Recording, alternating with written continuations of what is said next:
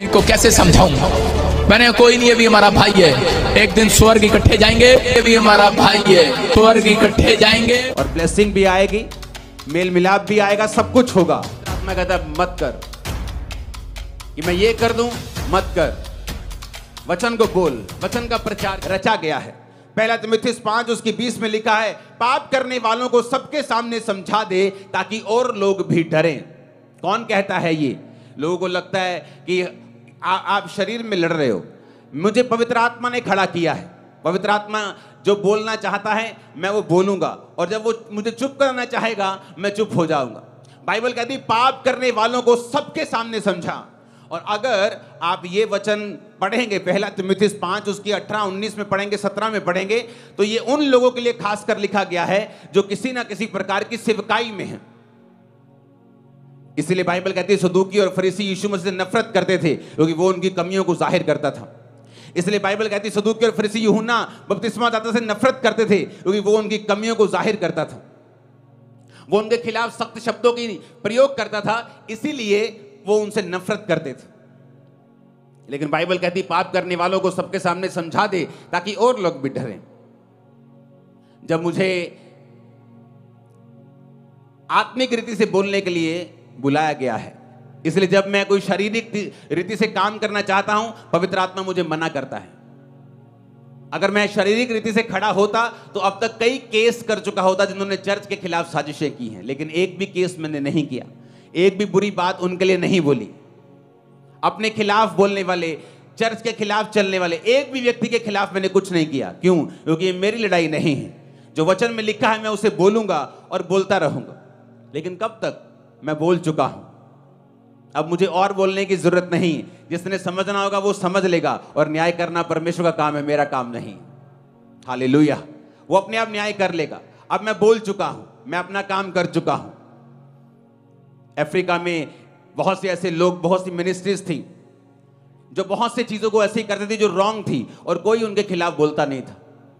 क्योंकि जब आप लोगों के खिलाफ बोलने लगते हैं, आपके खिलाफ साजिशें होनी शुरू होती, फिर लोग बोलते चलो छोड़ो जी, चुप करो। लेकिन मैंने बताया था ना मुझे अपनी परवाह है, ना सेवकाई की, ना लोगों की। आपको क्या लगता है? लोगों को लगता है कि शायद एक दूसरे पे अटैक इसलिए कर रहे हैं कि लोग जो है ना दूसरे के कम हो जाएं। मैं आपको एक बात बताना चाहता हूं, वो बंदा जो गलतियां जाहिर कर रहा है और वो बंदा जिसकी गलतियां जाहिर हो रही हैं, दोनों की कलीसिया में कोई कमी नहीं होगी। आप देख लेना, बल्कि कलीसियाएं बढ़ेंगी, गलती करने वाले की भी बढ़ेंगी। आप देख लेना, क्योंकि कलीसिया की गिनती, चिन्ह और चमत्कार, मिरेकल्स इस बात का सबूत नहीं है कि हम वचन पे चल रहे हैं। वचन एक अलग इशू है। कितने मेरी बात को समझ रहे हैं? किसी व्यक्ति पे अटैक इसलिए किया जाता है कि उसकी कलीसिया को कम कर दो, उसकी बरकत को कम कर दो, लेकिन किसी की कलीसिया कम नहीं होगी। आप देख लेना, बल्कि कलीसियाएं 2024 में दुगनी तिगनी बढ़ जाएंगी। सिर्फ यही नहीं, दूसरों की भी। तो फिर कारण क्या था बोलने का? कारण यह है कि आप लोगों को वचन मालूम होना चाहिए,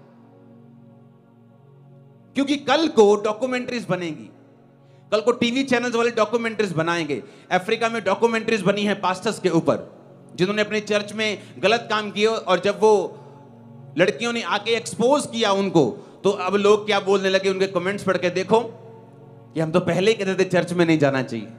जब मैं इटली में था, मैंने एक गोरे से पूछा तू चर्च जाता है? कहता नो नो। मैं कहा व्हाई? कहता there are so many scandals in the church.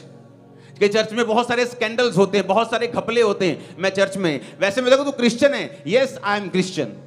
प्रभु को मानता है? Yes I believe in Jesus. Do you pray? या सम टाइम आई प्रे।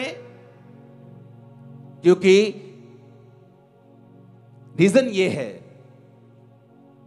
कि वहां पे कोई बोला नहीं, पाप के खिलाफ उलाहना नहीं दी। लेकिन आज जब वो डॉक्यूमेंट्रीज बन रही हैं और लोग सामने आ रहे हैं, एक बड़ा धमाल मचा हुआ है और लोग परमेश्वर के नाम की निंदा कर रहे हैं। जिस तरह वचन में लिखा है, तुम्हारे चरित्र के कारण सत्य के मार्ग की निंदा की जाएगी। इजरायलियों को परमेश्वर ने निकाला बाहर, इजरायली आए बाहर। बाइबल कहती जब इजरायली बाहर आए तो इजरायलियों ने पाप किए, कुकर्म किए, गलत काम किए, हर प्रकार से परमेश्वर को निंदा, मूसा को निंदा तो क्या हुआ, इजरायली पहुंचे नहीं, सिर्फ 2 लोग वहां पहुंचे। और जानते हैं मिस्रियों ने क्या कहा, ओ देख लो इन्होंने परमेश्वर इनको ले तो गया था पर इनको आगे नहीं लेके जा पाया। गलत वादे, झूठे वादे लेके इनको गया था कि मैं तुम्हें कनान देश दूंगा, लेकिन कर नहीं पाया। लेकिन रीजन क्या था, सत्य के मार्ग की निंदा इसलिए हुई क्योंकि लोग वचन पे नहीं खड़े रहे, लोगों ने व्यभिचार किया, लोगों ने परमेश्वर के लोगों को लूटा। इस तरह से निंदा की गई परमेश्वर के नाम की।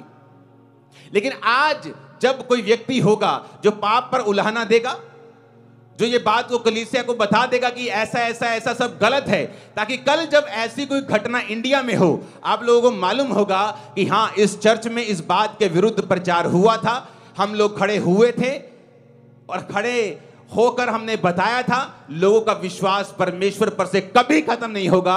इंडिया के मैं गारंटी देता हूं आपको, लोग कभी नहीं जाएंगे, चाहे कहूंगा कि वो चर्च में नहीं गए, क्योंकि उनको एक डॉक्यूमेंट्री देखने को मिल रही है। आप इस वीडियो को भी छोड़ के ना जाए, आप इस वीडियो को अपना जरूर देखें। जैसे कि आपने भी देखा कैसे प्रॉफिट जी बोल रहे हैं कि हम दोनों भाई हैं और एक साथ स्वर्ग में जाएंगे, और परमेश्वर कहता है कि जो कोई परमेश्वर सुनता और मानता है वही हमारे भाई बहन है। और जैसे कि आपने देखा कि अपोस्टल अंकुर जी बोल रहे हैं कि सारे वाद विवाद खत्म होंगे और मेल मिलाप भी होगा। आइए हम प्रार्थना करते हैं अपोस्टल अंकुर जी के लिए, प्रॉफिट सिंह जी के लिए, कि परमेश्वर का प्यार दोनों दासों के उपरांत पे अपनी आंखें बंद करें। आइए हम प्रार्थना करें दोनों दासों के लिए।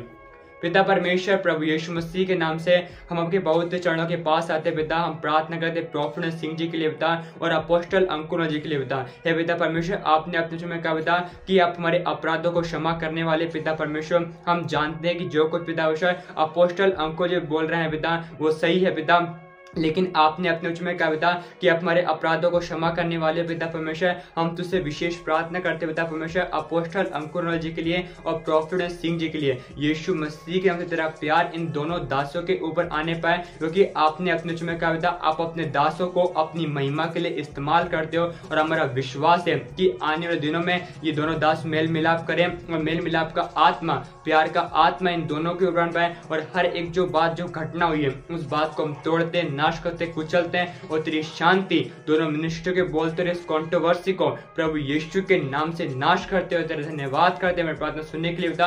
और जितने भी लोग हमें देख रहे हैं पिता उन सभी को तू आशीष दे, इनकी परिस्थितियों को, इनकी हालातों को तू बदल पिता। अगर कोई समस्या में पड़ा हुआ है इनकी समस्याओं को दूर कर, और ऐसा हमारा विश्वास है इन्हें तो सचमुच बहुत आशीष दे, आप इन्हें चंगाई दे। धन्यवाद मेरी प्रार्थना सुनने के लिए, यीशु के नाम से प्रार्थना मांगते हैं, आमीन आमीन।